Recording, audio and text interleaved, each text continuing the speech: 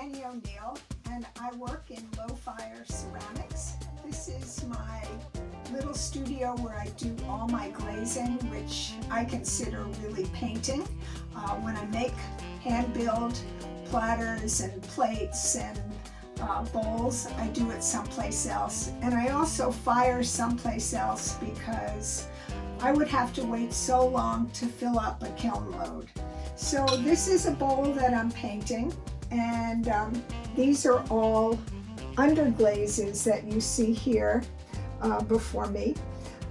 So I use brushes. Really, this is just an excuse to paint because I don't really like to paint on canvas.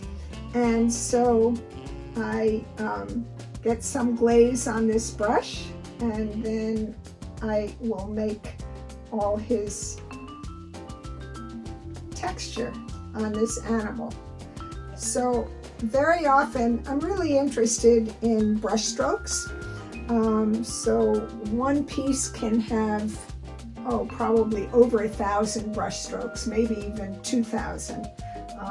It doesn't, so this is how it works. And usually what I do first is I have to make the piece. Then it has to dry and it gets bisqued in a kiln. That gets rid of all the water. Then I get the pieces back and I start painting them. And once a piece is completely painted, I put 2 coats of clear glaze on them, on each piece, and then it's fired again. It's cone 06 for people who are interested in cones. And then they're ready to be either hung on the wall or eaten out of. I really enjoy eating out of decorative bowls.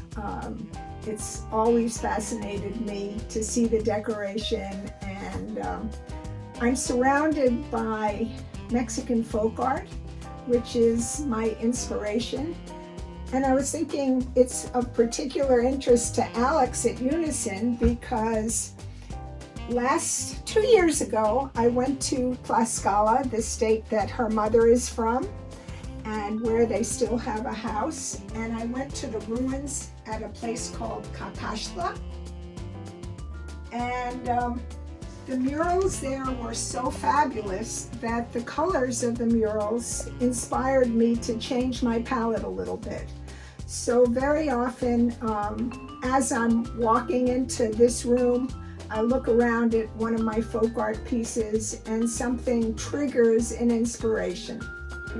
Doing ceramics since about 1998.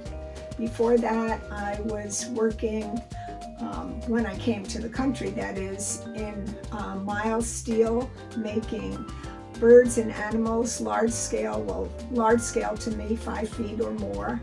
And those pieces have hundreds of cuts done with an oxyacetylene torch.